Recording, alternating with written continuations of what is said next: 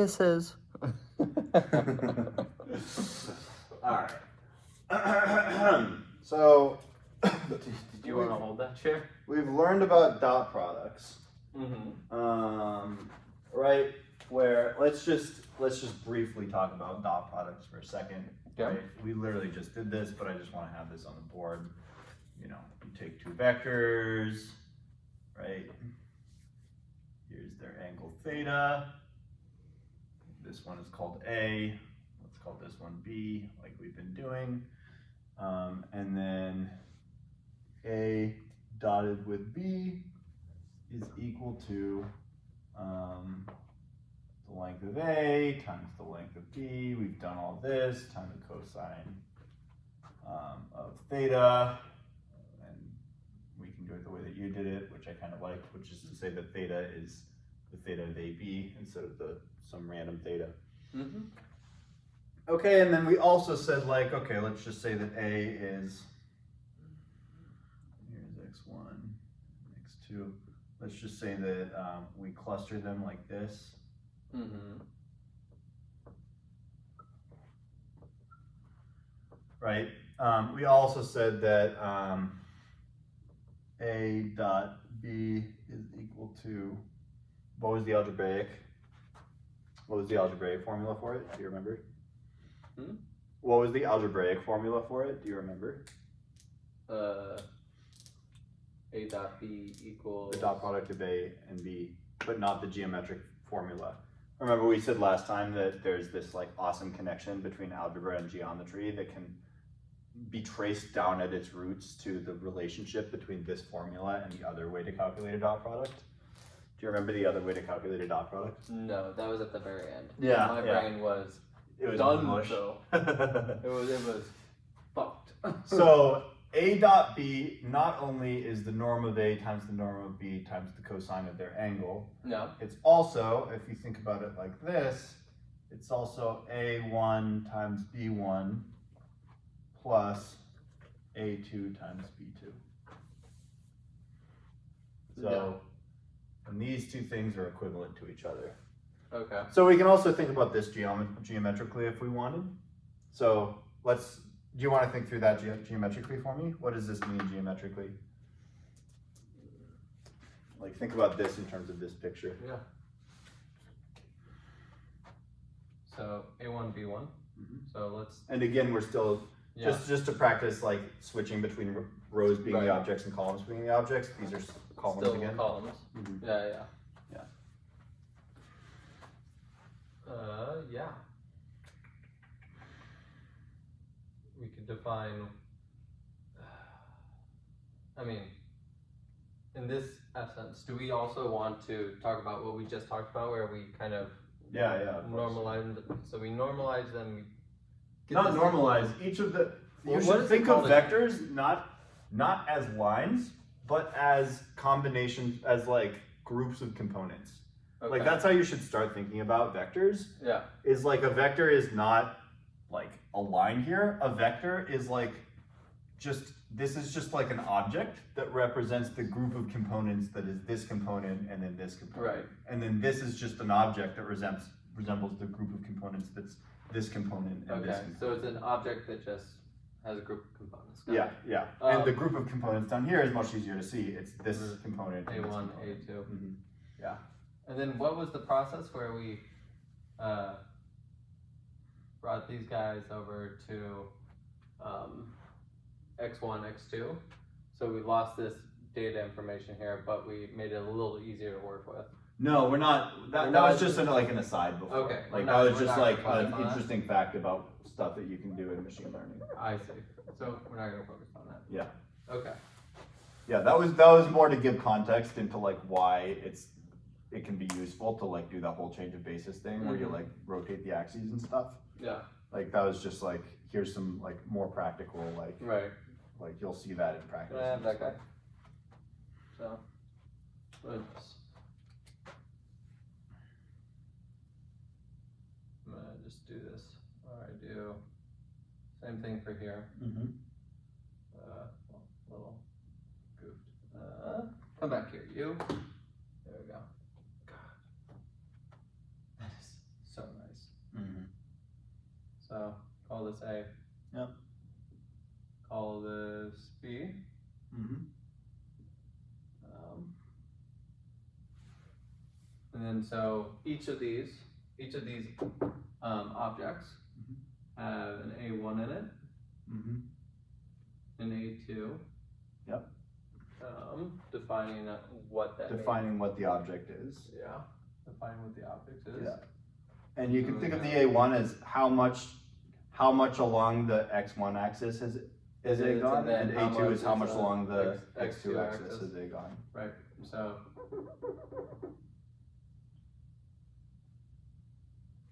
A1. It might help to think about these vectors as points rather than arrows.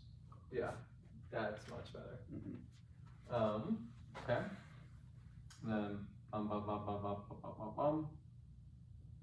and then I'll just define this as A2. Yeah. Yes. And then do the same thing for Y. Make little dotty lines. Yep.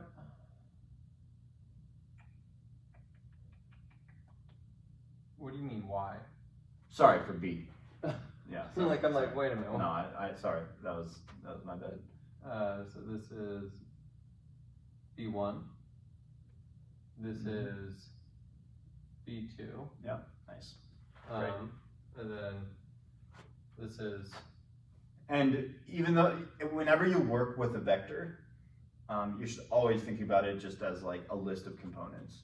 Like that's how you should start thinking about it. Because when you actually like write NumPy code, for instance, like you're not gonna have this geometry in front of you, right? Like it's just gonna be a bunch of numbers, right? Yeah. Like just lists of numbers. So you should always just like know that the like vector like objects exist as like a way to think about it. But what they actually are, like you should think of like the real thing as being the list of objects, right? Or as being the list of numbers. Yeah, that makes sense. And then the like arrow in space or like the point in space is just like a way to think about that list of numbers. But the fundamental thing that it is a list of numbers. Yeah. Let's not use arrow or anything like that because just dots. Dots. Because dots. Like arrows in space make it seem like they're like continuing forward. Okay, right? Yeah. So let's just do dots then. That's fine. Because it's like and the only reason I say that is because I just think it's ingrained at this point in time that whenever you do something like this, it just keeps going. It keeps going. Yeah. Okay, yeah. So let's just do dots then. That's fine. Yeah. Is that a big thing in ML where people just use arrows to dictate, or is that just a you thing? I think when I learned about vector, like in physics classes, they'll do arrows, but like I don't know why. Like dots are fine. Like yeah, I don't really know why they use arrows instead of dots in physics classes, but like they were never taught the basic user experience or UI of children. Yeah, exactly. Because like for UI with anything, right? Like there's always a defined thing. Right. Like especially for like color implementation. Yeah. Like, hey, if it's red, it's like there's a sign that's circling like this and it's marked through. Don't go that way. Yeah, right. No parking that way. Yeah. It's like a defined. That's a good point. User experience. Yeah. In everyday life. Yeah, makes sense. Yeah, so let's just use dots from here on out. That's fine. Yeah. So let's then replace these with dots too. Okay. Yeah. Very cool. And so this is how you visualize it. Yep, that's how you visualize it. And again, we're starting to think of the components as being the fundamental object. Like a vector is not really that point in space. It's actually a list of numbers, but a point in space is like a good way of visualizing it. Like it's a good way of like thinking through stuff geometrically, even though the real thing is it's just a list of numbers. Yeah. Actually, a mathematician would go even further and say that a vector is actually just a mathematical object that has endowed with particular properties. A computer scientist would say that a vector is a list of numbers. Yeah. Yeah. Mathematicians usually think about mathematical objects not in terms of like being objects, but in terms of like what they think of objects in terms of their properties. Like the property of something, the properties of something is the thing. Yeah. That's how mathematicians generally think about mathematics. So in game design, we have V2 and V3. Yeah. So vector 3 depending on your transforms. Mm-hmm. V2 depending on UV space. Yeah. And then you can also have a V4, which would then be like Euler values. Oh, okay, cool. For like rotational stuff. Sweet. And then all of that just feeds into a matrices, you know? Yeah. Actually, I think the user values are still a V3. Mm-hmm. Or the Euler values are still a V3. Yeah. I can't remember. Yeah. Something like that. Yeah. Anyway, so what were we doing again? So we were just showing off the different annotations between what we kind of already showed before, where we have the L2 norms of A and B, and then those are currently a single entity, a single object. Yep. And then there's an operator that is our cosine that's then being operated. Yep. It's doing operations on that. Yep, we've played around with that equation. So now let's play around with that other equation, because and that one, they're the same. They'll produce the same number, which is kind of cool, right? Yeah. Because they look totally different from each other. But so, is there no cosine operation on this guy? No. Interesting. No. Which is pretty cool, right? Like, yeah. Like it tells you some it tells you something kind of unintuitive, right? Like the fact that that is the same as the thing with the cosine. Yeah. Like that's not like a thing that you would just see it and be like, ah, yes, obviously. Obviously, you know what I mean? Like thing. it's unintuitive that they're the same, but I promise you that they will always so raise if the same number. we're coming back to the Pythagorean theorem in this scenario, it makes sense that it's the same. Why? I would argue. Why? Because with this, so all you're getting here is the L2 norms. So this guy and this guy, and then you're given a cosine on it. We still use the Pythagorean theorem to figure out what A1 and A2 are in this scenario. Here, we're given A1, we're given A2, we're given B1, we're given B2. What we're not given is our L2 norm. So now that we know those, though, we can figure out our L2 norm. Okay. So that might be fun to play around with. Like, let's see if we can actually concretely get from one of those equations to the other in a way that like actually is step by step. Yeah. I don't actually know it off the top of my head, but I bet if you and I played around with it, we could figure out a way to get from one of them to the other. Yeah. But for now, let's not worry about that. Let's just focus on that equation separately from the first one, and like let's just think about what that equation means geometrically. Yeah. Geometrically, it means, so let's just think about the picture. Let's think about what that is. So geometrically, it means that we have, it means that we know exactly where our A1 is. So A1. We know exactly where our B1 is. B1. That looks like a 2, so I'm going to change this to look more like a 1. Yeah. B1.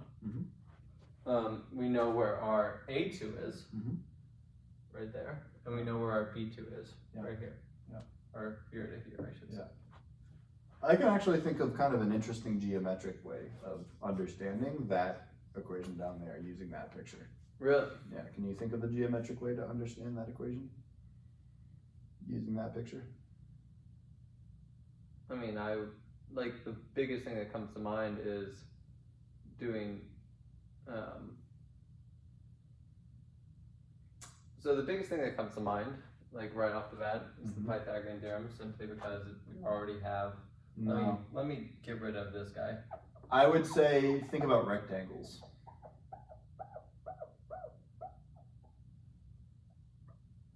Think about rectangles and think about what we did where we built squares on the sides of.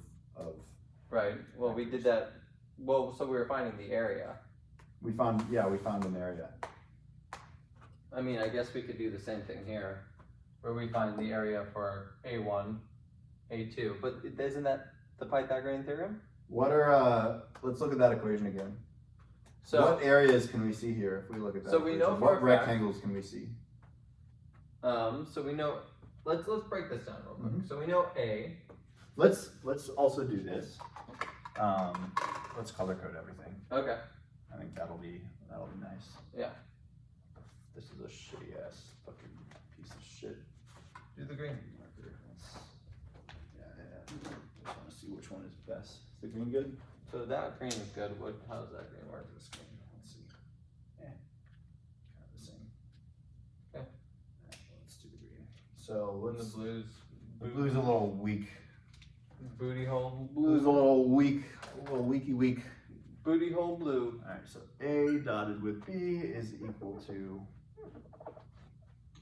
A1, A2. A2. You want to do the red one then? Yeah, sure. We'll do red for B.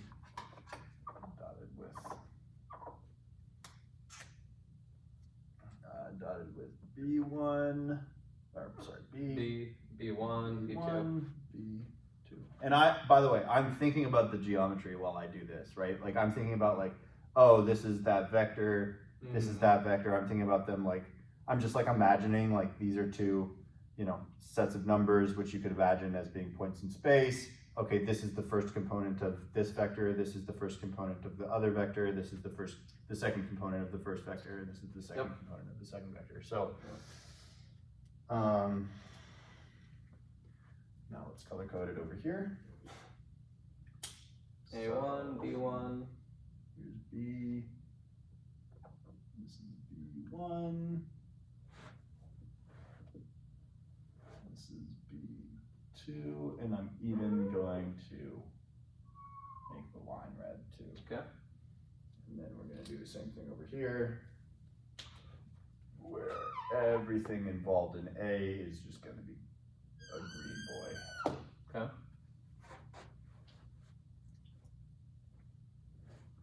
So here's A1, A2, A2, and then this little dot guy is Yep. A. Okay. Cool. So we know though, by the way that this is dictating, Mhm. so this is A, Mhm. this is B. Why? Is it not? I don't think so. Think about what's A1 and what's B1 over there. Well, so clearly, in my mind, Mhm. obviously it would be like A1, A2 equals A. Mhm. But the way that it's dictated makes me kind of feel like A1, B1. But I guess the way that we're just dictating it is not that it's as a single entity of A. Yeah. We're Think about- dictating let's- it as like the column. Yeah, without looking at because like visualizing math in your head is a really useful skill, right? Yeah. So without looking at that picture, look over here and imagine the picture. So imagine in the picture, without looking over there, Mm-hmm. imagine what A1 is in that picture and imagine what B1 is in that picture. Yeah. Can you imagine them? Yeah, they're Okay. two separate lines. Yeah, now look over there and confirm that what you were imagining is the same thing that was in your head. Yeah. Okay, now look over here and imagine what these are. And be really precise with the way that you imagine. Like, you should imagine exactly what that picture is. You shouldn't have some vague, fuzzy thing in your head. You should have I like see. a very precise and concrete picture that is exactly where they are. Yeah. You see where they are on the Yep. picture? Okay, then look over there and confirm. Yeah. Are they where you thought they were? Okay, cool. So, with that in mind, A1, B1 is two things multiplied by each other. If I had A squared, right? Like what we did with the Pythagorean theorem, right? Mm-hmm. We did A squared, and like when we thought about A squared, right? Also known as A times A, we thought about literally taking A Yeah. and then building a square out of it. Yeah. And then A squared is the area of that. Yes. So let's apply that same energy over here. Okay. Well, then we'd want to do A squared and build a square out of A1. Why are we doing A squared? We don't want to change this formula at all. We Well, just want A1, B1, and A2, B2. Right. But Because if we're trying to understand what this formula. If we're defining this, right? Mhm. So each of these values, so A1, Here's A, A2, and here's A. yeah, of course. So this is A. But for this, What if I had a let me see. what if I had something that looked like this?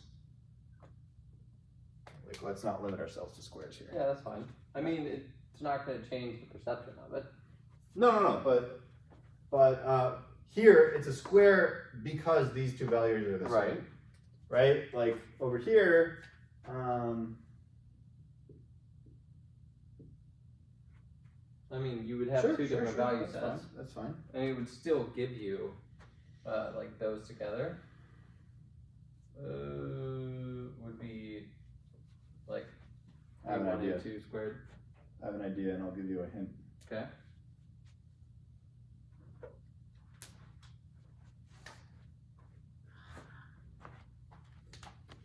That's my idea. That's right. Yeah. Okay.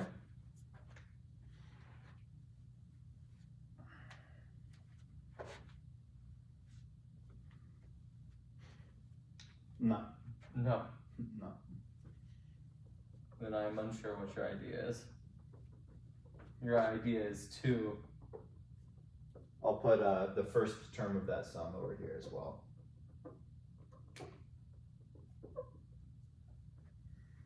So one would be A, the other would be B. So let's just think about the first term of the sum.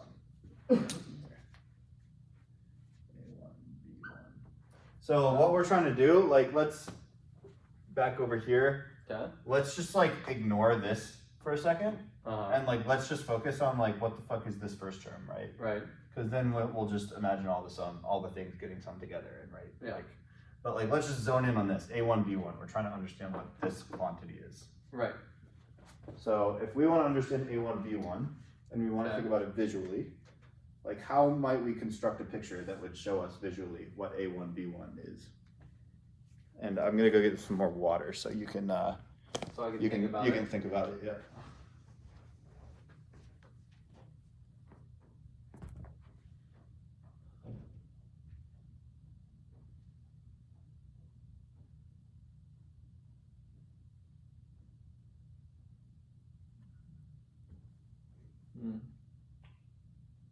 So if we have values of A1, B1, and they're represented by this set, what in the world is Alex trying to tell me? That is the $1 million question. And someone on here is going to be smart enough and they're going to immediately know. But currently right now, I don't. That's fine. So what do we want?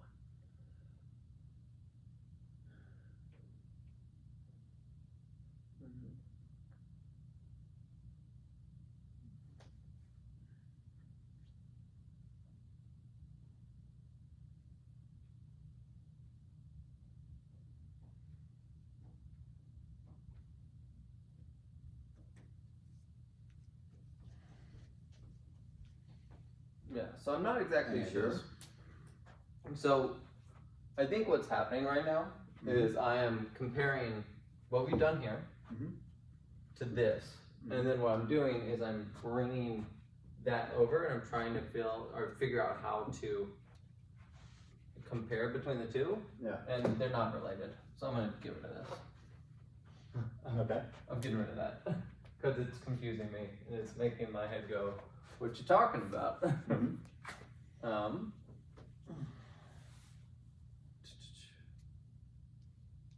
So we have A1, we have a B1 represented.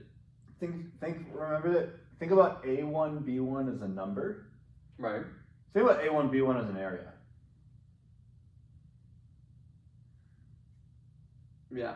And we're trying to understand that area. Well, I mean, Because anytime you see a multiplication, you can think of it as being an area. if we're trying to understand that area, we can kind of. Is the area of that triangle gonna be A1, B1? No. So we're literally trying to construct a shape that by design has the area A1, B1. So Because we want to use that shape to understand like A1, B1. All right. we would define it like that. There we go. Yeah. And, right. So here's A1. Here's B1. Yep. And then here's the area A1. B1. I'm just gonna keep these fucking things open. B1. Yeah. Yep. So, right, and you've erased the picture, so I'm gonna draw it again. That's what I like to make you do. Extra work. Is there a where's black the black? marker? Where's the Is black it? dude? Do we have the black dude somewhere? What'd you do with it? I don't know. I Why'd didn't touch it. why'd you throw it away? I didn't throw it away. Why'd you? Where'd it go?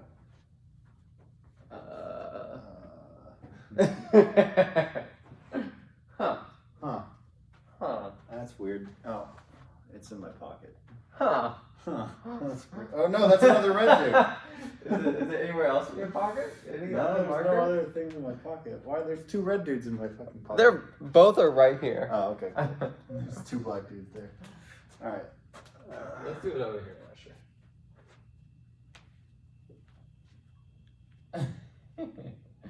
Where's the black dude? Marker me? Marker. Marker. Clear. Marker. Stat. Stat. Dude, it's making me want to go home and watch Scrubs. Boom, boom, boom. Bum, bum, bum. No. So, A1.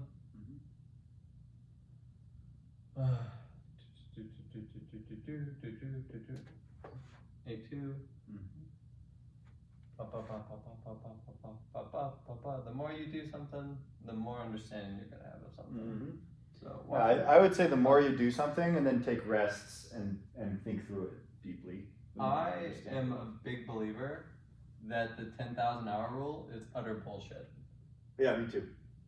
Like I think that you do need time, but I think that what you do in that time, time is what is matters. yeah, 100%. If you spend 10,000 hours doing doing- nothing, you're or not gonna get fucking doing nothing or doing the same thing over and over, again, you're not gonna get shit. If you Yeah. spend the 10,000 hours like Like, constantly yeah. trying to interpret in new ways and trying Yeah. to interpret deeper and think think about about it. different Yep. things and Agreed. different aspects of the same thing and how everything connects to everything else, Yep, then that's how you actually become an expert. agreed. I just hate when someone just goes, 10,000 hours, man. Yeah. I'm like, you could be really shit at something and do it for 10,000 hours, and guess what? You're still gonna be fucking shit at Yeah. it. Well, I honestly think that what it is it's like it's just the simple fact of like practice makes permanent, right? Yeah. Like, right? So like if the thing that you practice is like one thing for all those 10,000 hours, you'll permanently know one thing. Yeah. But if what you practice is like a bunch of different things and finding connections, then you'll permanently understand the whole picture and the whole Yeah. aspect of it. And Yep. and then you're an expert if you understand every component, right? Like that's Yeah. what being an expert is. It's like understanding everything about something. Yep. Understanding everything about something doesn't happen until you explore everything about something. Yes. Agreed. So, Hear that, people? That's how you get good at your job. so what is this thing with It's on the respect to right. this picture? So this is the area. And Huh. also you label these as A's. Oh, B2. Sorry. B2, B1. Yes. And this triangle doesn't really go with what I'm thinking, so we're actually gonna do this. Look at this. It's changing up mid-teach. This is how you confuse a student. Don't do this. I'm bringing it back to something that's a lot less confusing. Okay, cool.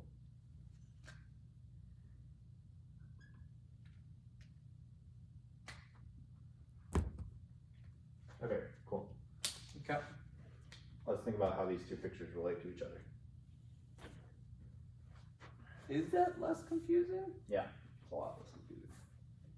I mean, there's a way that I could make it even less confusing, but it's fine. Actually, no. I mean, as least confusing as I can get it. No matter what, it's going to be confusing because A1 and B1 are defined by X1. Mm-hmm.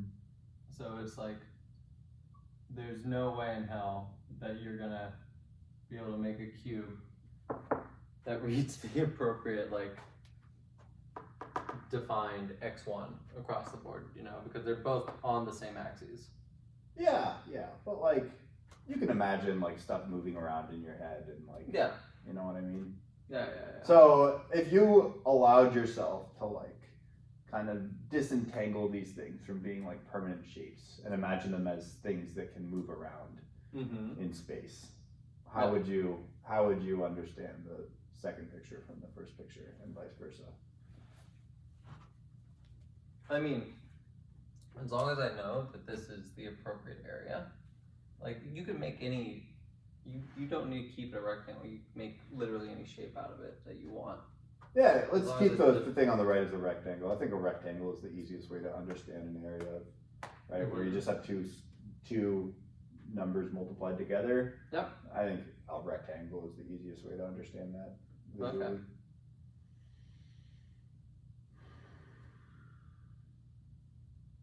I think where I'm drawing a blank here is I'm not really seeing where we're trying to go with it.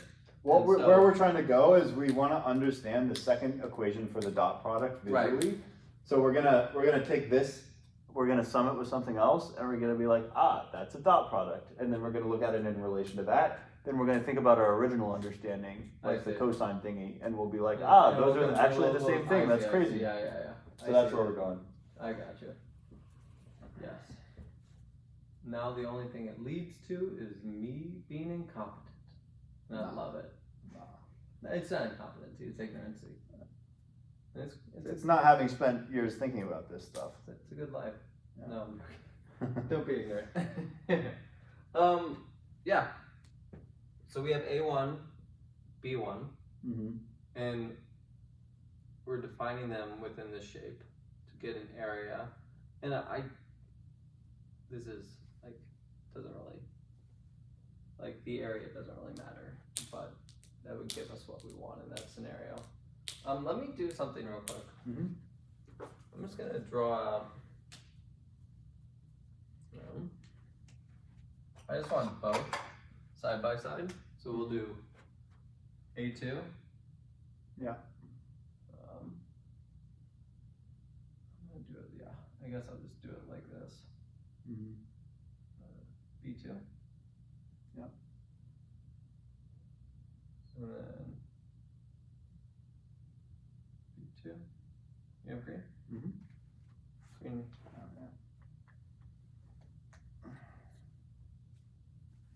A2. Yeah. B2.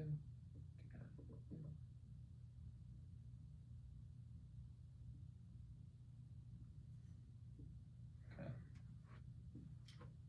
So these are giving me areas of both A1, B1, A2, B2. This is a little confusing because now these rectangles look the same. So bear in mind that those rectangles can be completely different shapes. Yeah, from they each could other. they could be any two rectangles. Right. Here's a question for you. I guess your answer, because you said you wanted to keep them as rectangles, because it kind of gets the point across the most.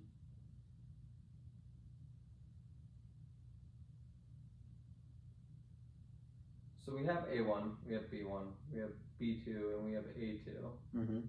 And the thing, so I'm gonna just do this real quick, just so I can start putting stuff together. So these are all along the the X1 axis. Yep. Nice. These are all along the X2 axis. Yeah. And So that's the rectangle associated with the X1 axis. Yes. That's the rectangle associated with the X2 Exactly. axis. Yeah. Nice. Yeah. And so we have value sets dependent on the axes themselves. Sure, you can think about it like that. Yeah. The question is, how do they? So I guess when you put the two together, so if I was to put the area of the x1 plus the area of my x2, then I will get my a times b. Yeah. By the way, I just thought of a great thing that we're gonna do later. Yeah. We're gonna come back to this later. By the way, I have a really cool series of explorations that we're gonna do, but it requires us to know what matrix multiplication is and to have thought about matrices for a second. So just realize that we're gonna we'll come back to this later. Okay. So because I have a way of taking this and viewing it in a bit of a different way, and that's gonna help. That's gonna help, and it's gonna be a pretty cool connection, I think. Yeah. I actually hadn't thought about this connection before. I just realized that it exists. That's kind of exciting. Very cool. So what we're doing pretty much is we have our x1 area. We have our x2 area from b2 to a2 to a1 to b1. Yeah. And we're adding that together to get, which then becomes a times b.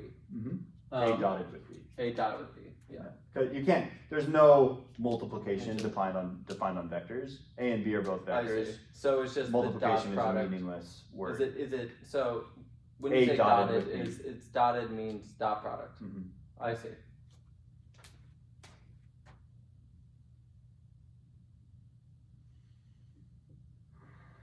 Dotted. Yeah, I mean, like the term doesn't really like. You could say a dotted would be the dot product of a and b, like you know. A and b's inner product, right? Like there's whatever. It just kind of allows me to break out of the mind of multiplication. Yeah. Because generally when I see a dot, so the notation for it is generally multiplication. So maybe let's change the notation here and make this be a circle. Like a circle. Yeah, we'll do that. Yeah. Well, I don't really like this either because this in math means functions. Like if in math, just as an aside, if you have two functions, f and f of x and g of x. Yeah. Right? F of g of x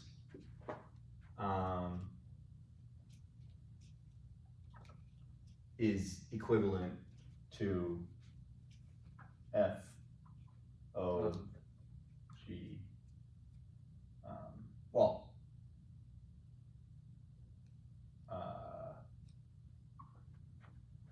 Yeah. So like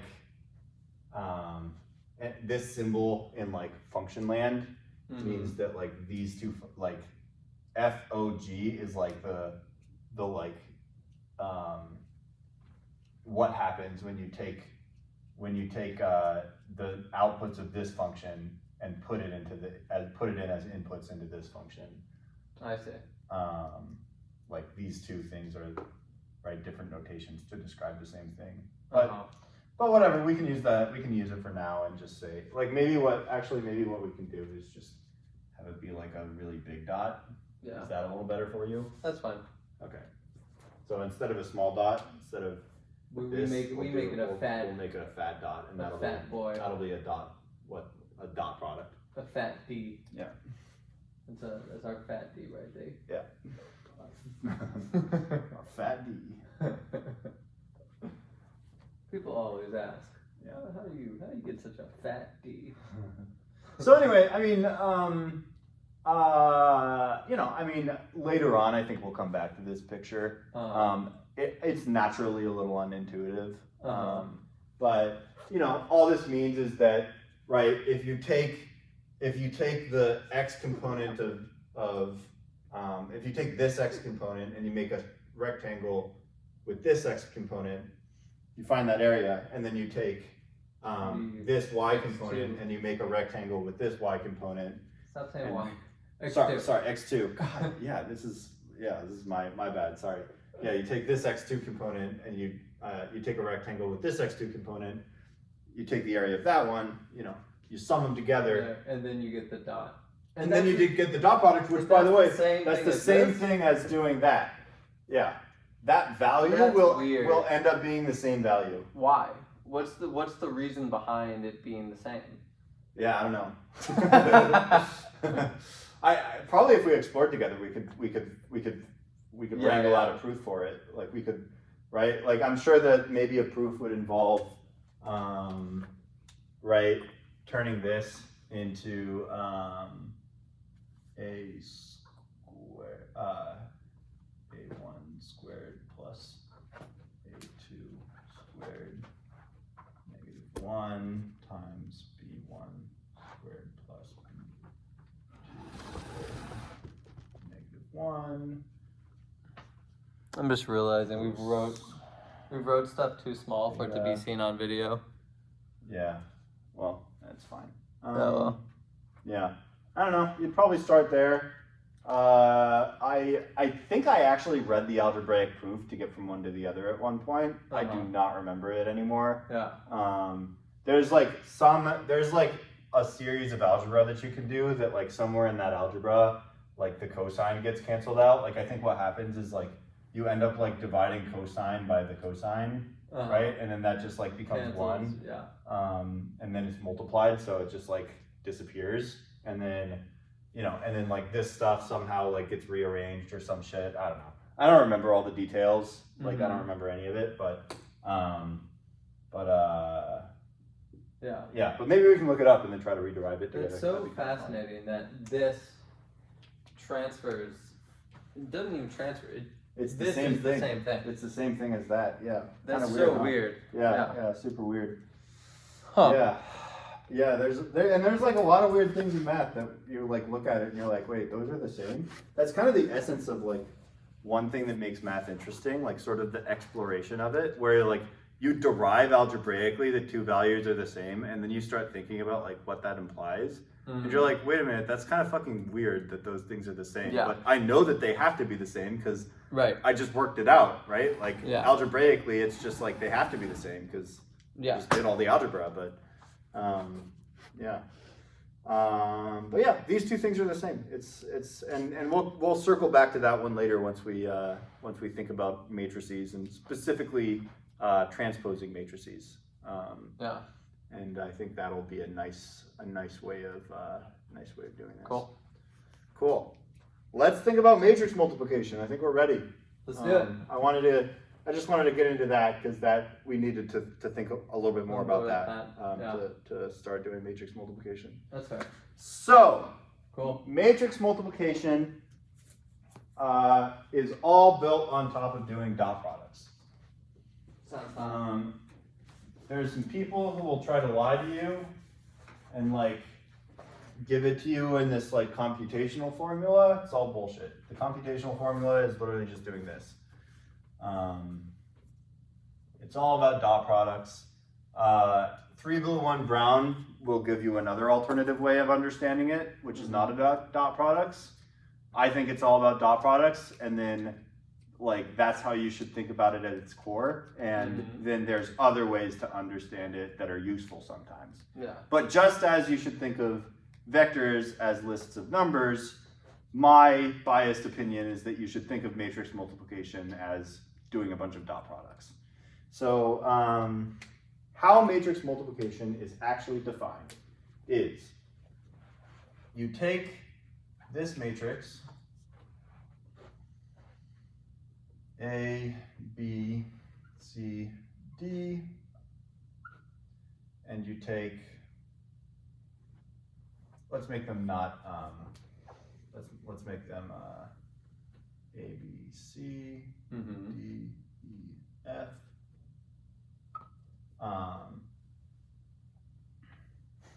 And then you take this matrix,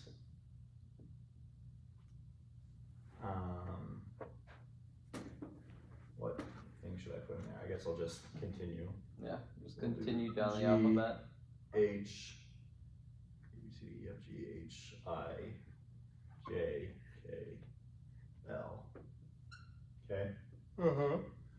So,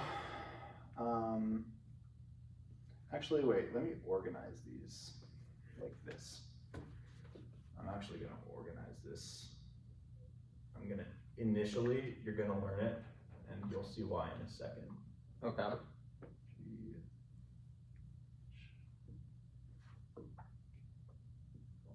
Okay. So, the dot product, and then this is, we're going to call this matrix A equals this, and B is equal this.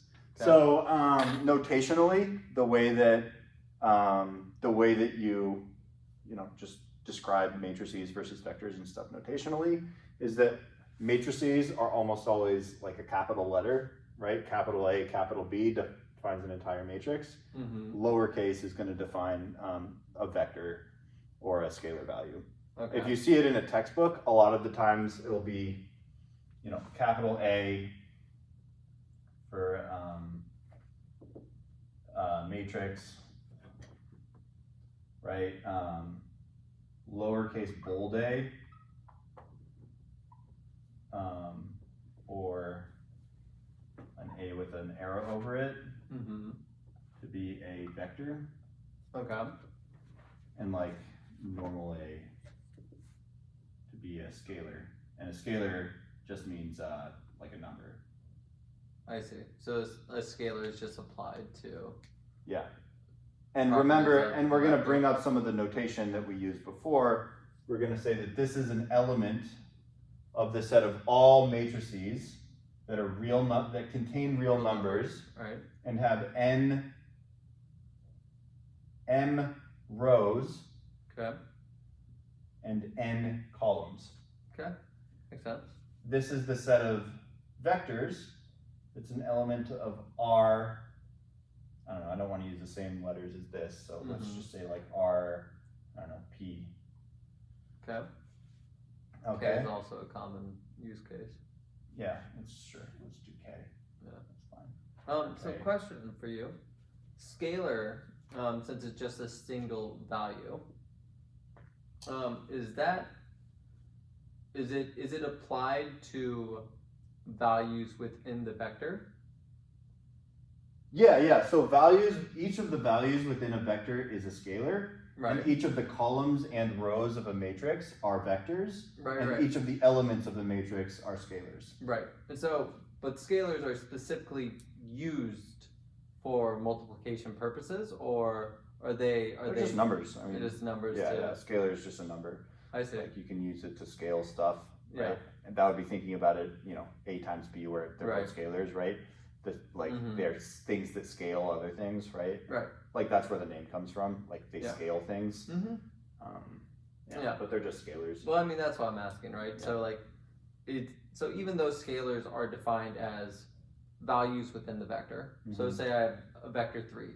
So I have 3 values. Each of those values are considered to be a scalar. If you were the 3 values in a vector are scalars. Yeah. Right. And so if I was looking at potentially for current notation, mm-hmm. right, I would obviously have my 3 scalar values within my vector, but then potentially notationally, I would have another scalar value, and that would be defined for adjusting the values within said vector. Or like, when I say adjusting, I mean like doing operations on. What? Like multiplication or stuff like that. Uh-huh. To change certain values within the vector. Yeah, well, the operations that you can do change, right? Like for scalars, that you can do multiplication between them, but multiplication isn't defined with vectors. With vectors, you can do a dot product between 2 vectors, but the dot product operation is not defined for matrices. With matrices, you can do the matrix multiplication operation, which isn't mm-hmm. defined for vectors or for scalars. So there's like different operations that you can use on each of these mathematical objects. I see. And they're they were, so that's a way to think about it. Okay. I don't know if that answered your question at all, but. No, but I mean, it gave a different kind of output. So an output that I was happy with. Way to think about it. So let's think about AB. Actually don't like fact that these don't really have the same size.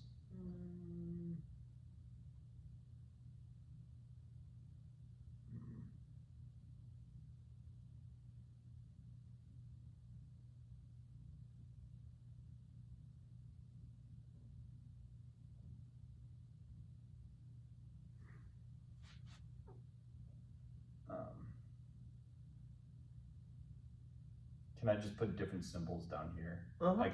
I already used up G, H, and I, so I'm just trying to think of like what symbols to put in down here. Let's just go like sigma, theta,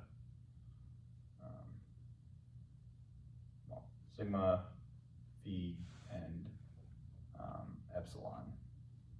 We'll just use Greek symbols down here. Okay. They look scary, but like I'm just using them for the same purpose that I used these for. That's fine. Okay, so and I'm just doing this so that these matrices look a little bit different, so that we can understand that for this one you can change the number of rows if you want, and for this one you can change the number of columns if you want, and like that's all well and good. Could you not have done that before? Because to be fair, A, with the way it was before, that had rows. Had 2 rows, and then B had 3 rows. Does it matter? Like now. What matters is that the number of columns of A has to be the same as the number of rows of B, and you'll see why in a second. Interesting. Yeah. Okay. So if A, so we're gonna say A is an element of R m by n. B is an element of R n by p. If this is true, then AB, the matrix multiplication of A and B, is a matrix that's an element of R m by p.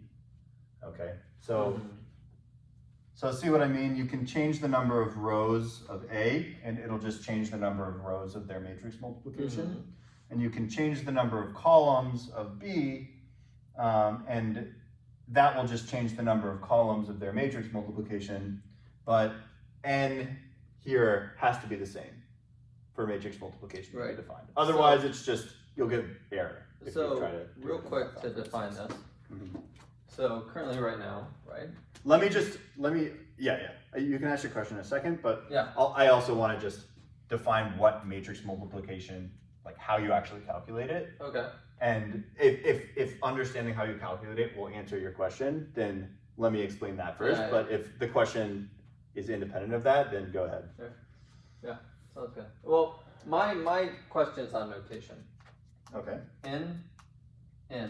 So this currently right now is our columns. Columns. Yep. And this right now is our rows. Yep. The number of columns, the number of rows. So here, this is A, right? N is 3, 1, 2, 3. Yep. And for B, it's the rows, 1, 2, 3 rows. I see. And so what's M and what's P? So with these matrices. M is 3, or these are rows, so M is 3. P is columns, which is 2. Yep. So the rows always need to be the same. The columns of A and the rows of B. Yeah.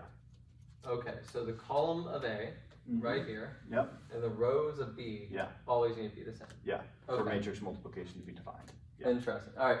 I think that's a good place to then go into explaining why that's the case. Yeah. And okay, cool. I just wanted to clarify that. Yep. The reason that's the case is that every element of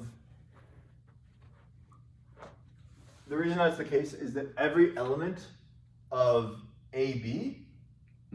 So now we're going to create the matrix AB. Boom. This is AB. I guess we'll do it over here.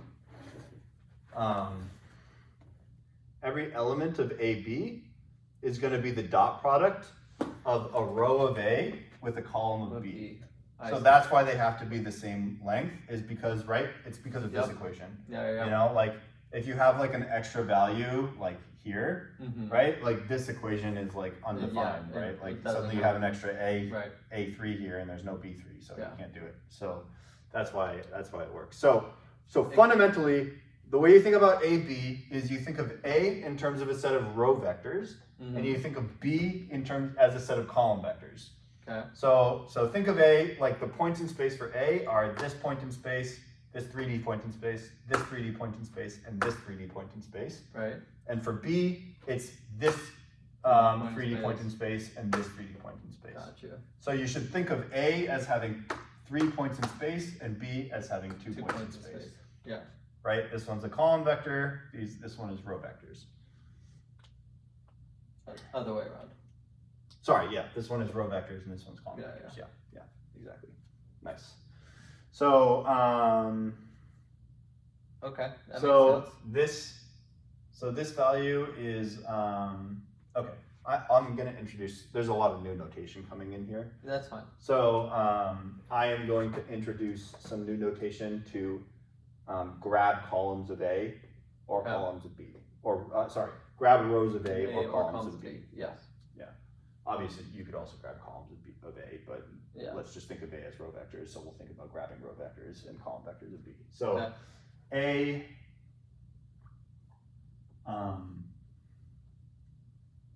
trying to decide if I want to start with 0. I'll start with 0 because that's how NumPy works, and I think eventually I want to start doing stuff in NumPy so that we can like start coding some of this stuff up, so that you can see like, oh, I can write code and like it'll be the same thing that we worked out with the math. So A 0 dot is 0th row of A. So right, A0 and I'll make this a star actually because we've been overusing the dot. So A0 star is the 0th row of A. So A0 star is just this. Yep. Right. A1. What's this? So that would be A1 star. And what's this? A2 star. Right. And the star just means we're just grabbing all of the other the values. Yeah. Okay. Like the star is grab all of these. Yep. Yeah. And then for B. Would you prefer to do star, or would you prefer to do like N? Oh, actually, yeah, N is totally solid. Yeah. N is actually great. So and then B BN0 means what? BN0? It means that you are on row whatever is in, and then there are 0 elements. We're on B now, not A. We're thinking about B now. Sorry. So that is column. 0. There you go. Yeah. And then all the values from that column. Exactly. Nice.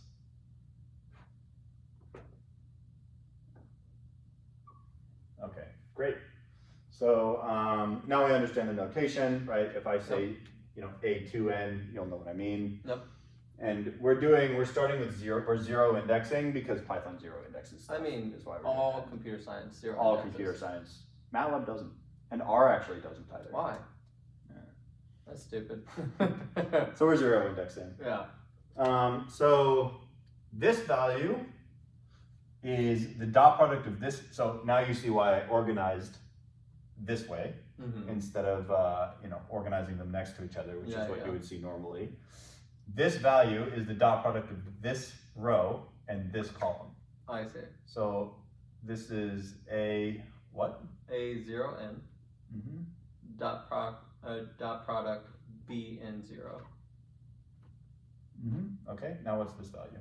So it's going to be A1N dot product BN1. What's this? And this is just going to be A2N, and there should be no dot product because there's no column.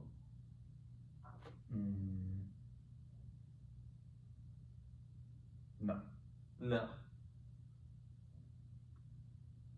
So I guess it would then be dot product of. Sorry, and also this is wrong. What, Bn1?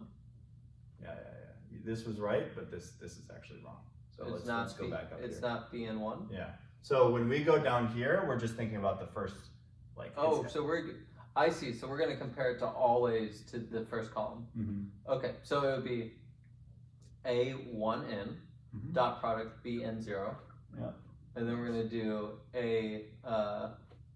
A2n dot product Bn0, because we're just going to take all of the rows and compare them to the first column.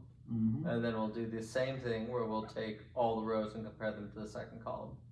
Yeah, exactly. And then what about over here? What's going on? So it would be A0n dot product Bn1.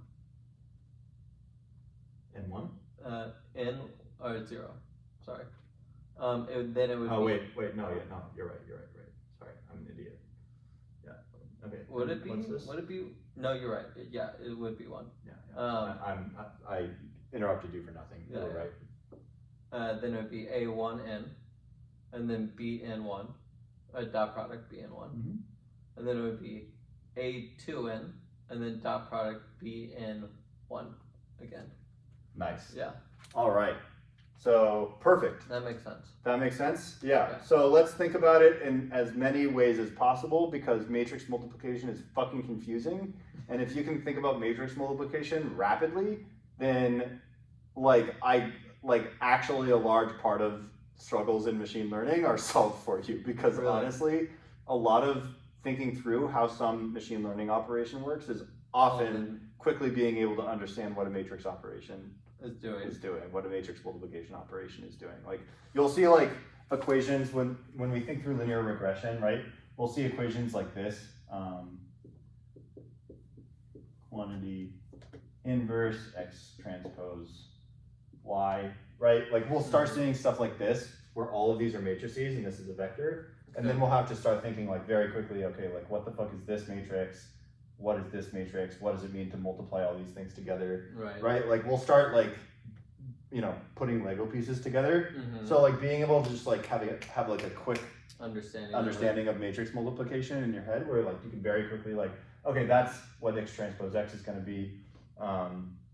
This is what, here's my intuitive understanding of the inverse of x transpose x, and like, okay, cool. So that's what, like, that's like kind of an intuition of like what this whole thing is doing, right? Like, we'll start having to think about that, right? Yeah. So that's why like being able to like very quickly understand matrix multiplication is gonna, right? Like, because machine learning, especially like traditional machine learning, is just like chock full of equations like this, right? And so like if you can just quickly crank out in your head what's going on, then that's like really, really, really useful. So, anyway. Cool. So, okay. So we thought about it. So like, I just want you to like take like, I want you to take like, I'm gonna go get some more water, and I want you to just in your head like think about A and B, and like just try to like go to different things here, and then immediately know which row and column is responsible for like this one, and then which row and column is this one and this one, and like say I take like this row and this column, where is it going to be in over there? Like I just want you to like just like train your mind to like understand right away.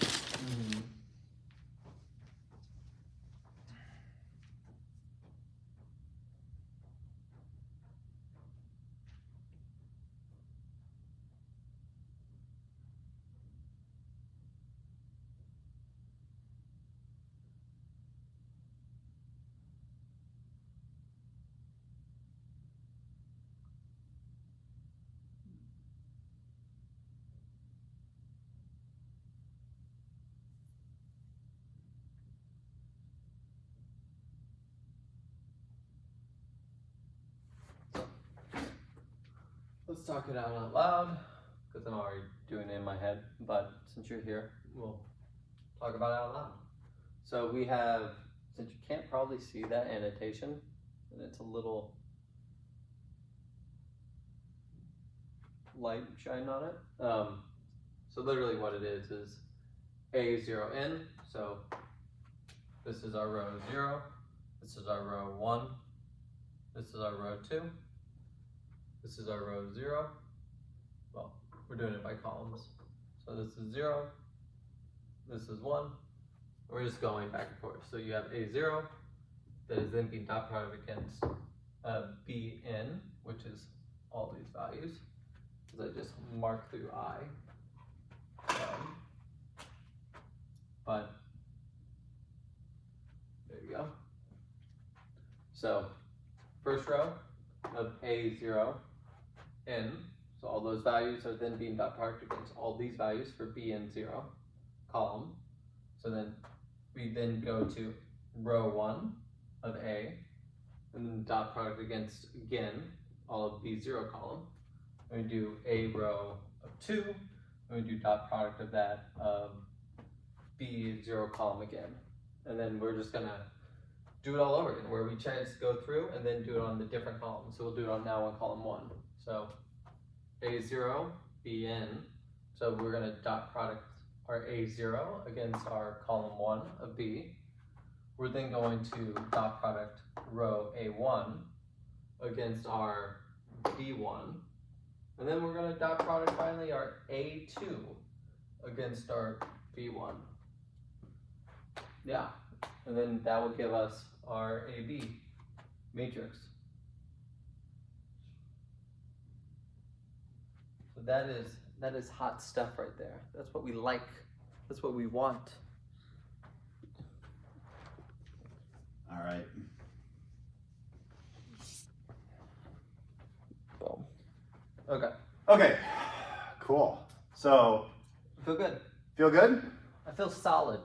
Great. I feel like a tree trunk. Let's start building on this. Yeah. I feel like a tree that's lived in the forest for 500 years. That's thick Oh yeah? and can't be pushed over. What's A transpose A? Oh, let me explain the transpose operation. So the transpose operation is just, if A is like this, Mm-hmm.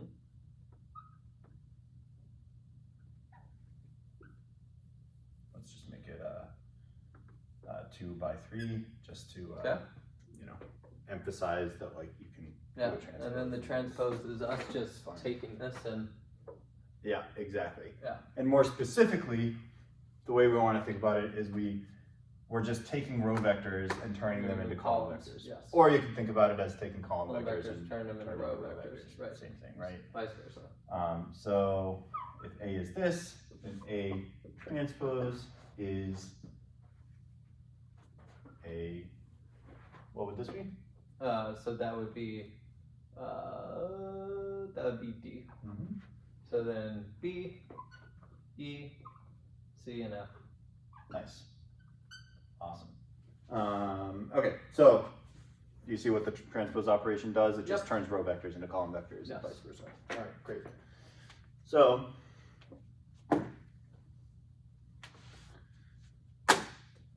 what is A transpose A? I mean, we're going to transpose A. So whatever. What are the values of A transpose A going to be? I mean, do you want me to define that matrix? I want you to think intuitively about what is going to be in each of the elements of A transpose A. So in each element of A transpose A, we're going to take,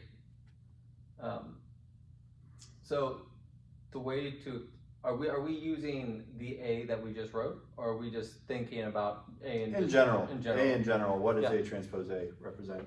So A transpose A, in general, is the transposition of taking potentially our rows in A and turning them into columns.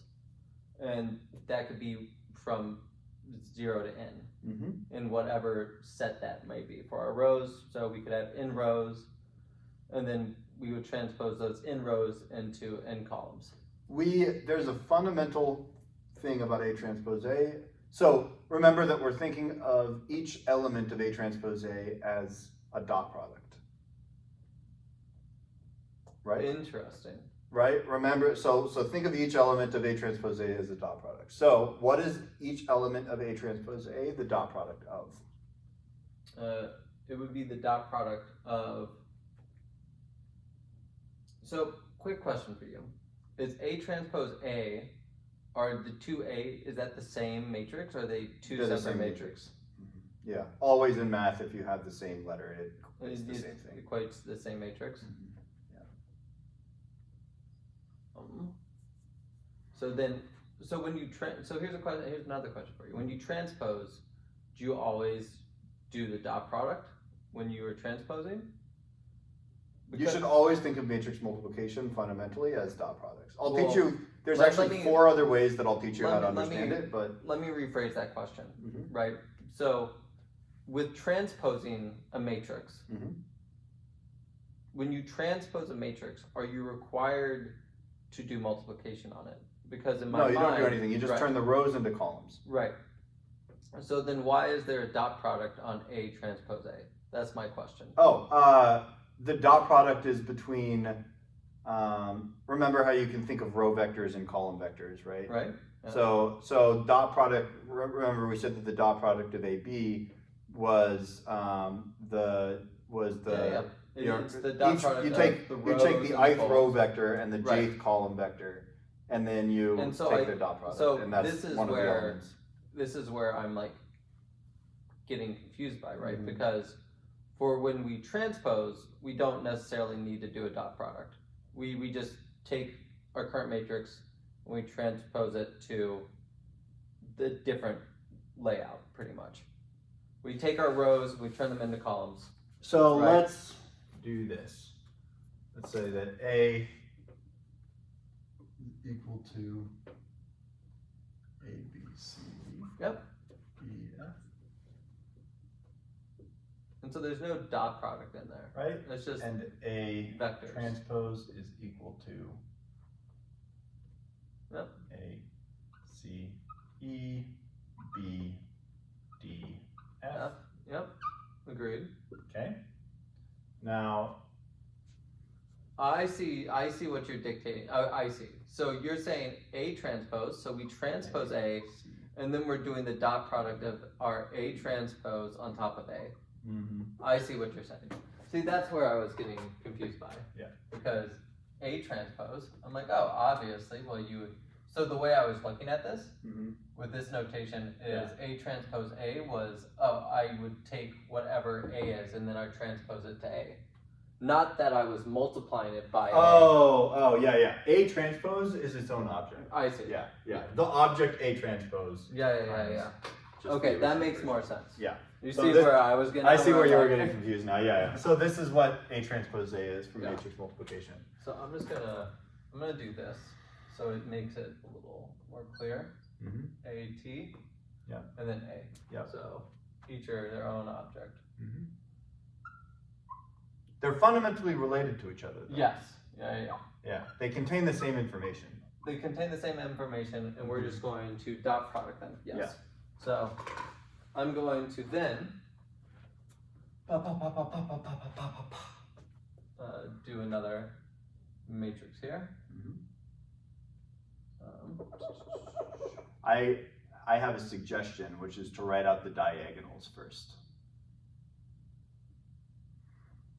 diagonals. What do you mean? A transpose A, not AA. AA is an undefined operation in general. Okay.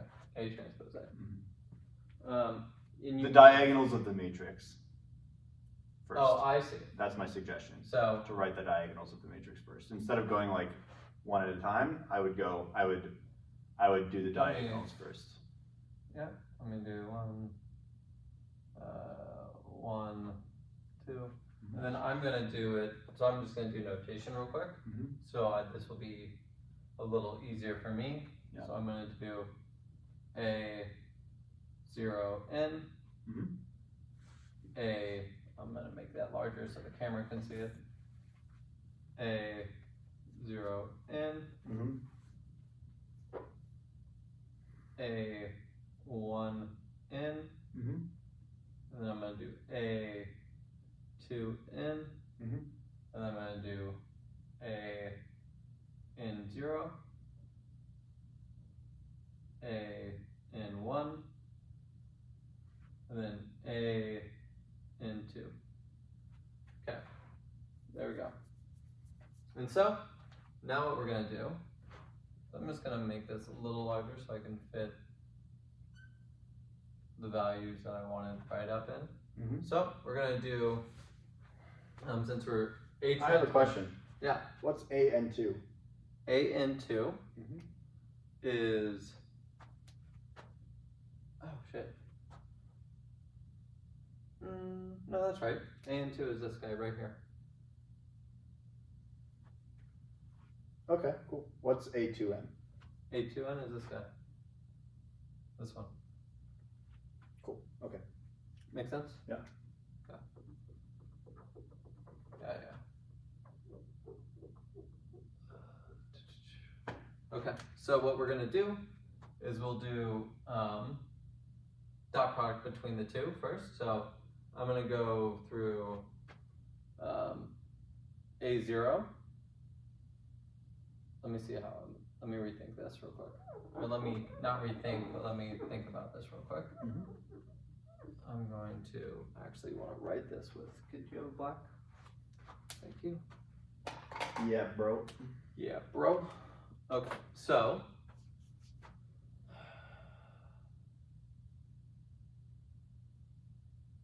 Yeah, okay. So I'm gonna do it like that. So I'm gonna do.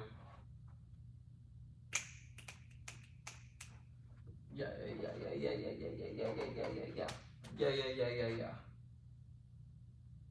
Diagonals first. That's my advice. Diagonals first, Mm-hmm. like this. Yeah. That's my advice. So first of all, how big is this matrix going to be? 3 by 3. All right, great. 3 by 3, baby. Nice. Okay, so you want diagonals first. So all right, we'll do. If it's 3 by 3, let me fucking. Yeah, and I also have some advice too, which is like when you're writing A0N or whatever, like think about what it represents. Don't think about that notation. Like you should never, when you write down notation, you should always be thinking about what it actually represents, not the notation. Yeah, agreed. So my advice is to do that, is to be thinking about what you're actually doing as you're doing it, rather than just kind of like, Yep. doing your notation blindly. Yep. Agreed. I'll actually talk about it as I'm doing it. Yeah. So that way Great, perfect. it's clear what's happening. Yeah. Alright, so what we're gonna do is we're gonna have a 3 by 3 matrix. So we're taking our two different objects that are related to each other. We're taking A and then our transpose of A. And then what we're going to do is we're going to, since you want me to do diagonal, I'll do diagonal first. So we're going to take our first row of A and we're going to compare it against our first column of AT, or A transform. I'm actually a little confused here. All right. Yeah. ¿Por qué, my friend? Because I think it actually might have been me that fucked this one up, but I don't actually see A transpose A in the way that we've set this up. I see that on the right hand. I don't see A transpose A on the left hand.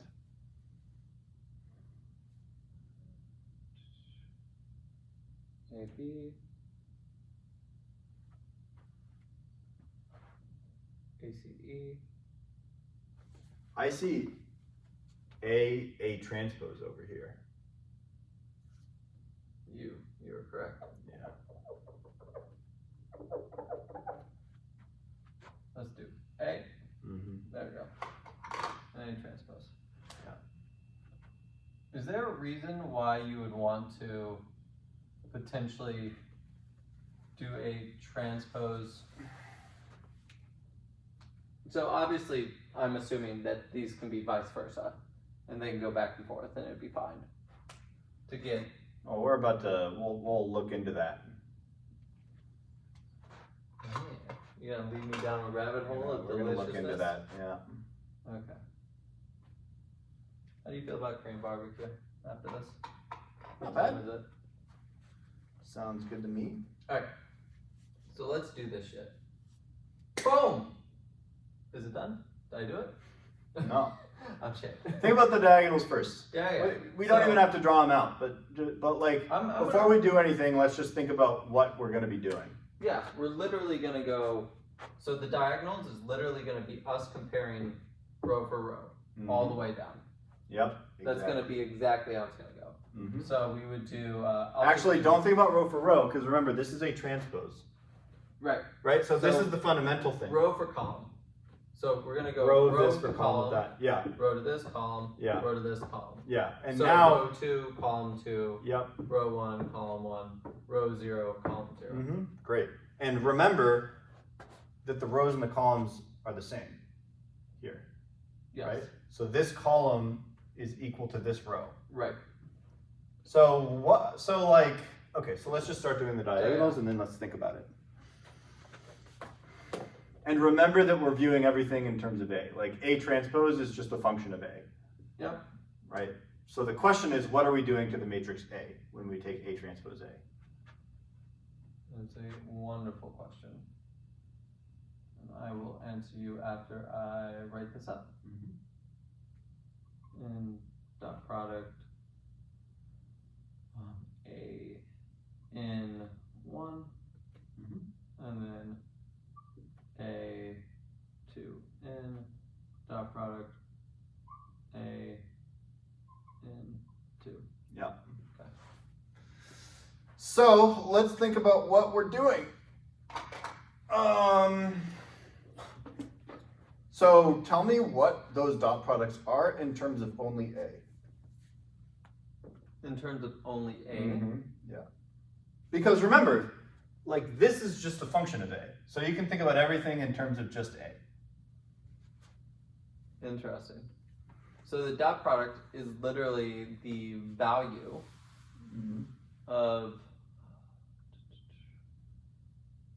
Yeah. Okay. I was rethinking about. Our, Well, and this is actually wrong right now. Why is this wrong? This is wrong. The notation is wrong. Hey, is it? Wait, let me just make sure. Yeah, the notation's wrong. We're doing. You could have written this differently and the notation would be right, but the notation is currently wrong. Is it? Because we're going by our rows first, which is A 0 N. Yeah. And then we're going by our columns, which is A N What's this matrix?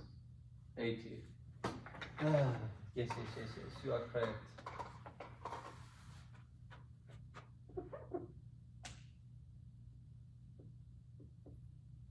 And let's do this right here.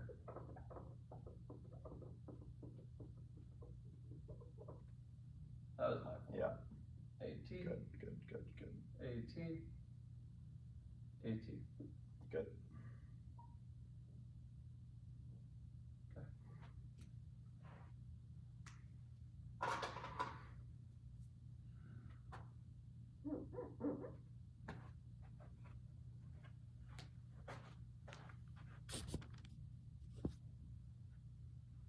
Okay.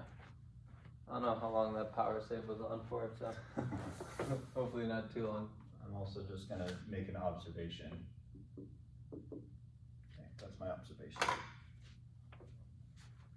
Okay, I agree with that. Okay, great. Let's think about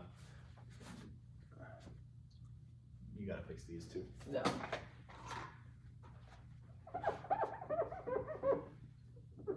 I don't know when it stopped, so what we're doing right now is we're fixing the annotation for A transpose.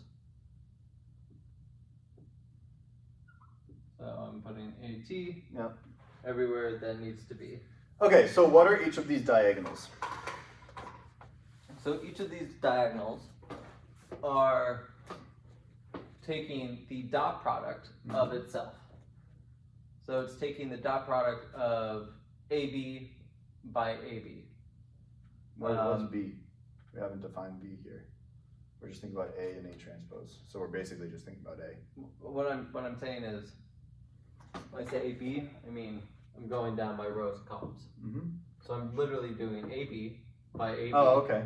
Yep. Great. AB plus AB, right? Yeah. Using this formula. Yes, exactly. Yeah. Okay. And then we're doing CB or CD plus CD, Mm-hmm. EF plus EF. Great. Using this formula. Great. Awesome. Yep. To yep, get I agree. our to get our dot product. Okay. Cool. So let's think about this in a bunch of different ways. So first of all, let's think about it with the geometric formula now. Mm-hmm. Yeah. What's going on with the geometric formula? So the geometric formula is us taking this point, these 2 points, grabbing. It's the same point. Same point. That's what I meant. So the same point in space, wherever that may be on this graph, we'll call it there. I'm gonna get rid of that. Yeah. And so we'll just call this AB. And so this is AB right now. Yeah. So AB. Yeah. And so what we're getting is with the geometric, we're getting our L2. We're getting our L2 right here, our L2 norm. Yeah. And then what? What's cosine theta here? And then our cosine theta is AB. What? We're putting our cosine theta to AB. What is cosine theta? We can know the exact value of it, the scalar value of cosine theta. 1. Yeah, exactly. So that just disappears. Yeah. And what's B here? What's the norm? What is B? A. Exactly. Like B and A are the exact same place on the graph. Exactly are. Yep. So what's going on with the dot? What is the dot product here? The dot product is it's the value. It's the exact same point. The dot product is the point, is it not? Because we're getting the dot product is A. Remember the norm of A times the norm of B times the norm of A again. Oh, is it? Right? Because we're just right. Would it not be wouldn't it be the norm of B? But B is A. Oh, you're right. Yeah. We just agreed on that. You're correct. Yeah. So it would be the L2 norm of A times the L2 norm of A with cosine, which is 1, which means it disappears. Yep. So it would just be the nice. Yeah.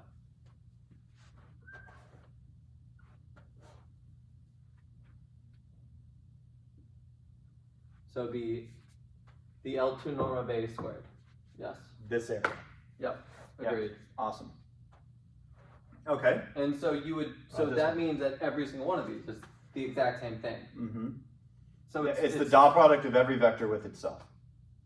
Specifically, it's the dot product of every row vector or every column vector with itself. Specifically every row vector. This is A transpose. Oh, every Kinda column set vector. This up all fucked up. Yeah. It's every column vector. Yeah. Yeah, exactly. Nice. So the diagonals here are you take this column vector, you take its dot product with itself, and then right, which is just taking the area of the square that you make of a vector with itself. So it's the L2 norm squared. Exactly. And then this is you have some other vector, same thing. It would be the same Another vector, same thing. You put them on the diagonals. Yeah. All so right. This Great. would come out to be like A squared. This would come out to be C squared. This would come out to be L2 norm E squared. No. No? Why would it not? Because A is a scalar value, C is a scalar value, B is a Correct. scalar value. You take all two norms of vectors, not scalar values. Oh, I see what, yeah. So it'd still be A. This is a little bit confusing because we have two A's that are different here. Our Yeah, notation sucks right now. I, Right? There's this A, which is a different object. thing. Yep. But it This would be So, A. Let's call this. Let's not, because something this else. still makes sense though. Because this is A L2 norm, A L2 norm. Yeah, A, this is like red A. red A with a squiggly down here. Yeah, That's a yeah. different A than this A. We'll do Let's call this alpha instead of. Yeah. squiggles up top. Well, we can just say it's alpha. Alpha. There's a difference between A and alpha, right? They're like different letters. What is alpha? Do you Alpha is, you write alpha like this, right? It looks like an A, but it has this like tail this thing. Yeah, so like we can just say like each of these are alphas. alpha. Yeah. Okay. We just want to emphasize that these are vectors. These are not the same thing as Yeah. this. I got you. Yeah. I see what you're saying. Yeah, like it's just we chose our notation poorly here. That's fine. Okay. Cool. Awesome. So great. So we take all the columns of A, we dot product them with themselves, right? Mhm. So we literally take those vectors, we make a square from them and find the area of all those squares, and we throw those areas all on the diagonals. Yeah. So what about the off diagonals? That's where it gets fun. That's where it always gets fun. Bro. Throw me the. Chacho. Yes, there you go. What? No. Yes. Yep. The eraser of dreams. God, I'm so turned on by the fact that it is magnetized. I cannot explain it to you. It's pretty great. Ha! I love it. Okay, we're gonna come back over here. We're gonna use green. We're going to do our A2. So we'll do our A transform. So if you'd like, you can just write everything in terms of A. Can you? Yeah, you don't have to use A transpose here. A transpose is just a function of A. The rows of A transpose are just columns of A. So you can just use columns of A entirely and just not even talk about A transpose, right? Like all you have to think about is like columns of A and like how do these columns relate to the rows over here? Well, this column is the same as this row, so why don't you just call it that column, you know? I see. Oh, that's nice. Yes. You know what I mean? Yeah. Okay. Let's do the appropriate annotation. So this will be A N1. N1? N1. Yes. Yes. A Yep. N1. Yep. I agree. And this is the exact same thing as T2. I disagree. Because the way this would work. Oh, it's not AN1. It would be. Wait. So the way that this would work is we're going AT, and it would all of these would go through A. Oh no. No. This one down here, if you're thinking about what this is, this one would be A1N, which over here is the same thing as A0. A1N. I disagree. C and D. Yes, I agree with that. In this case, that is correct. But what we're doing now is we're going through all of the rows here and comparing them to the first column. Yeah. For this. Yeah, I agree. So it would make no sense if I go to 1 and go to 0 because they're not the exact same thing. And I go to 2 and I go to 0, they're not the exact same thing. I agree. But remember, that's thinking in terms of A transpose. We're thinking in terms of A. So first we find, one of these columns, right? In this case, the second one, and then we dot product it with the first one, right? That's right here. And then we take the third column and we dot product it again with the first one. That's down here. Right. We go over here. We take the we take the 0th column. I'll use 0 indexing. We'll take the 0th column and dot product it with the first column down here. We take the first column and we dot product it with the first column down here. We take the third column and we dot product it with the second column. Yes, agreed. Yeah. So for annotation this way, Mhm. it wouldn't be just A in 1. AN. It would be Yeah, the second thing would still be AN0. Yeah, I agree. But Yeah. the first thing would be AN. It'd be AN1. AT0N and then AN. Yeah, AT. If you're using AT, yeah. Yeah. Yeah, but I thought we were describing things in terms of just A now. In terms of only A. Do we only want to do A? Yeah, I was thinking like you can, and you're right if we describe things in terms of A They transpose, transformed, right. one of these things. But like I think that like we It- could just use entirely the columns over here, Right. right? Because this is just the same as this. Yeah. So why are we even bothering with thinking about rows? Like let's just think about like columns entirely. You know what I mean? So I think this is where I'm like, I understand what you're saying, Mm-hmm. but since we've already labeled it, my brain is like in Oh, this you're- mind of being like, Yeah. we must pull from here to, Yeah. to do all that. I think that's why it's an even better reason to do it the other way, because now to you're break out of that. to break, right? Because now your brain is like stuck to the notation, and remember, like the only reason we have notation is to like have a useful way of writing things down. But like Right. what we want to do is understand the pattern that's going on. We want to avoid learning things in terms of the notation as much as we can. I see. So- I agree. So I think it's good to constantly be breaking out of the notation, because that way we understand the pattern of it, not the notation of it. I agree. I agree. You're free. That's wrong already. This is? Mhm. Are we not comparing our first column to now our second column? We are. Correct. Then why is that wrong annotation already? Because if you're comparing the first column, how many rows are you taking? I'm taking 2 rows. All of the rows, right? Well, You're taking n rows. yes, correct. So if you're doing A0, if you're doing A and not A transpose, then how many rows would you be taking here? Just the first one. Well then, so the question becomes, is this even worthwhile to put it on a matrix like this?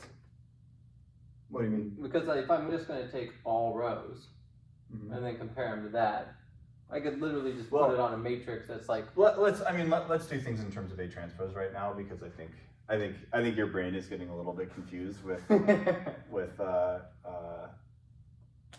with this notation. So let's just do Well- let's do things the way we did before with AB, and then we'll just use this notation and that notation. let's do that, but I want to break out of it Okay, cool. because So let's write it down. Let's write it down the way that Yeah. your brain wants to right and now. then we can break out of it. Yeah. And we can go, okay, why is this different?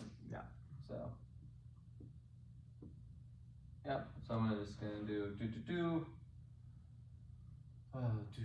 0 in dot product 0 in dot product, and then we're just gonna do A and 1, A and 2, and then I'm gonna do Pretty sure. You sure this is right? yeah, because the way we're gonna do it is we're gonna compare the This is entire going to be the 0th column. 0th right? column. I agree. Yeah, Is Then- this going to be, which column is this going to be of this thing? it's gonna be this guy right here, Down here?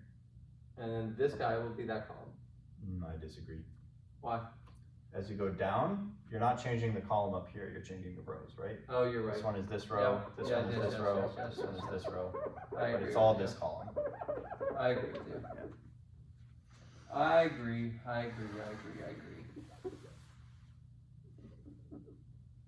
Do. 1, 2, in A and 0, yes, agreed. Yeah, because we're just gonna go all down the rows and compare it with that one column. Mhm. We're gonna do the same thing where we do all of the rows, compare it with the first column. Mhm. So we'll do 1 in dot product a n 0. Yep, nice. To do a t 2n. I would still use green with the 2n there, but it's fine. You're already committed. I mean, I can fix some of this, I guess. And we'll just do it for a t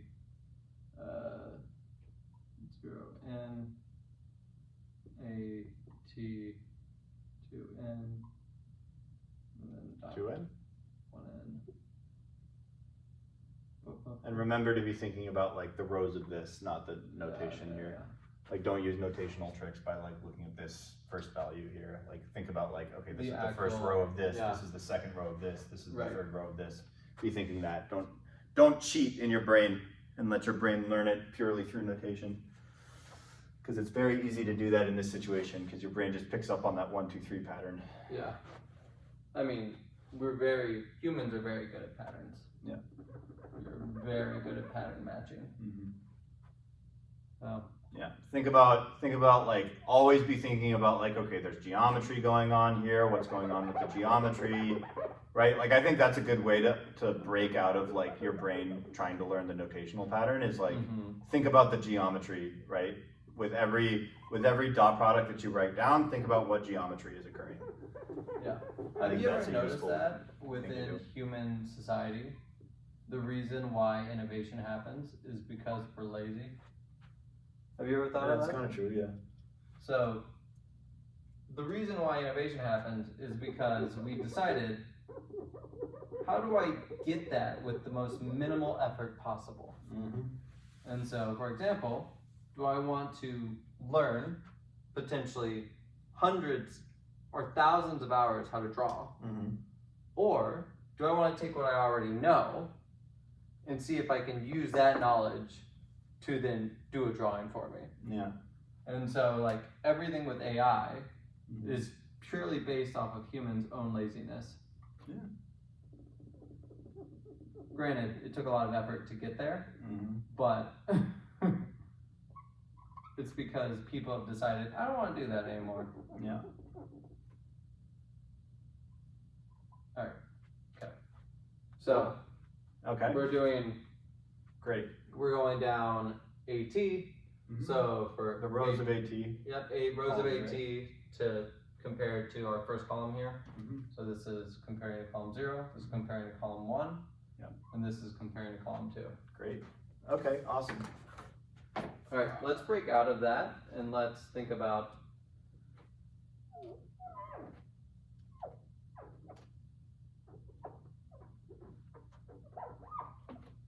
Okay. A transpose doesn't exist anymore. Okay. We're still doing A transpose A, but we're doing it entirely based on the columns of A.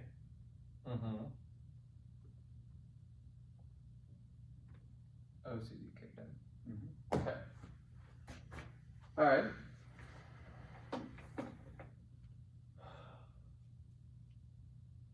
Yeah. Okay. So we're still like, these are still doing. Do you want me to do annotation? Let's do the diagonals first again. Yep. Let's do the annotation and let's do the diagonals first again. A and 0. Nice. A and 1. And then this will be A and 2 because they're all doing it against against the same one. Yeah. Oh, I'm sure. Whatever. A and 2. Yeah. Great. Perfect. Awesome. Let's do the off diagonals.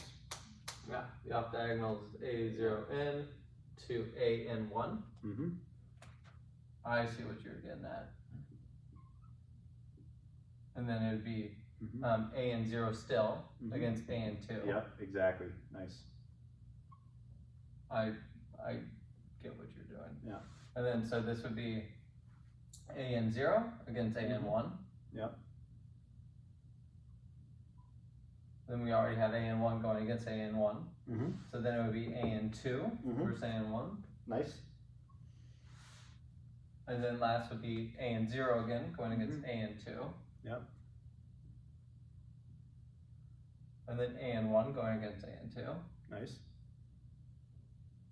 And then last but not least, we have AN2 going against AN2. Awesome. Fuck yeah. Nice. Boom. Boom. Nice. So let's just draw, just to keep our minds in the geometry always. Let's draw some pictures. Ooh, pictures! Pictures, Las Vegas. Here's X1, here's X2. And let's, How much is left on you? we have 6. 3 points.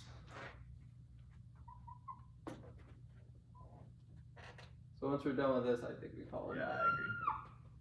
Plus my iPad's about to die, so Yeah. the video will be gone.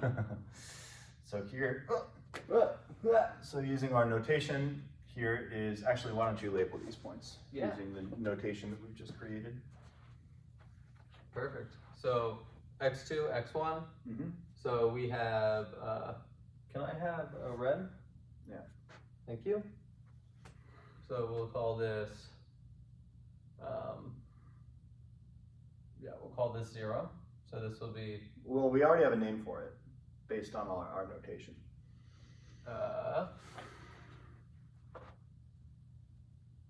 AN0. Nice. So AN0. Mm-hmm. So it'll be AN1. Yeah, nice. This is making a lot of sense. Yeah. AN2. Nice. All right. Now, last but not least, geometrically, what are all these? So all of these are, where's the lid for that? I think it was just for the. So all of these are dot products against themselves. Yeah. So The diagonals are. yeah, so diagonals are dot products against themselves. Yep. So diagonals, These. boom, boom. Yep. Next diagonal, boom, Boom, boom. boom. Next diagonal, boom, boom. Yes. Now, this one. And so this is going to be a dot product. Do taps on the thing. Yeah, dot product against A1 and A2 or A0. Mm-hmm. Next one will be A0 and A2. Mm-hmm. Next will be we'll go to column 1, Mm-hmm. and that will be A0 A1. Mm-hmm. Boom boom. A0 A2, Mm-hmm. and then we're gonna do A0 A2, Mm-hmm. A0 or A1 A2. Yep. And then A2 A2. Here's how we're gonna end.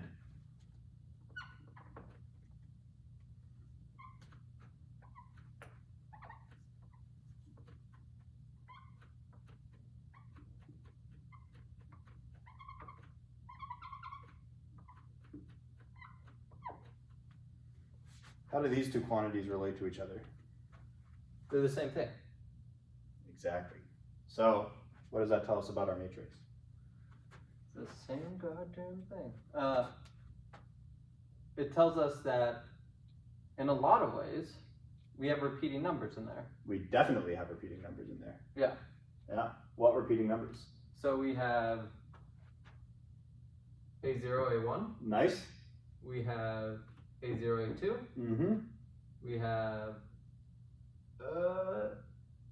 A1, A2. Nice. Awesome. Yep. Those, and then the diagonals. Yeah. Fuck yeah. That's a lot of information. That's a lot of information. It's a lot of information. But that's a lot of It's a lot information of that's like information. redone over and over again. That's Yeah. the same exact thing. Yeah, yeah, exactly. That's such a fuck. If that's all matrix multiplication, where Yeah. it's just like, oh, well, let's just see what's the same. That's what matrix multiplication is. It's just That's you take sick. you take everything and you just take the dot products of everything with everything else. Yeah. And then that's what matrix multiplication is. That's cool. Yeah, yeah.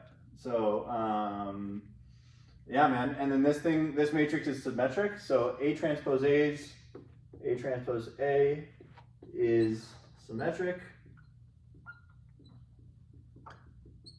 It's actually a little bit more complicated than symmetric because if you have, actually no, I think it's always symmetric.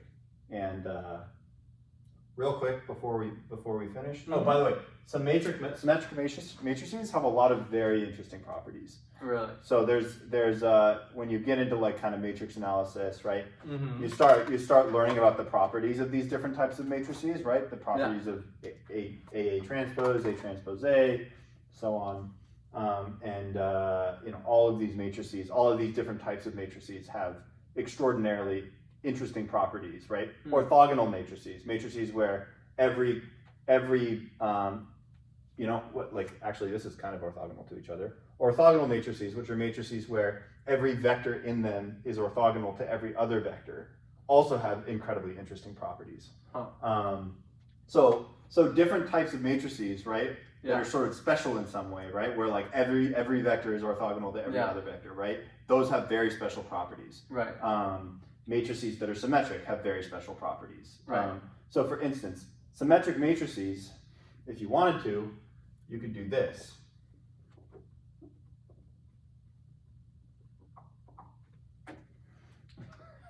Right? Yeah. And it's the same information. Yeah. You know what I mean? So like this actually doesn't contain an entire matrix worth of information. Yeah. Because it contains repeated values, right? This is the same thing as this.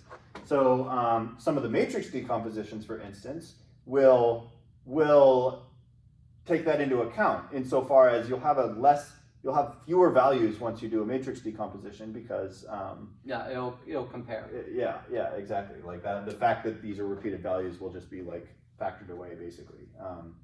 And then last but not least, without doing any of this stuff to understand it, what's AA transpose? AA transpose is A times A transpose. That's a keen observation. Can you tell me anything more?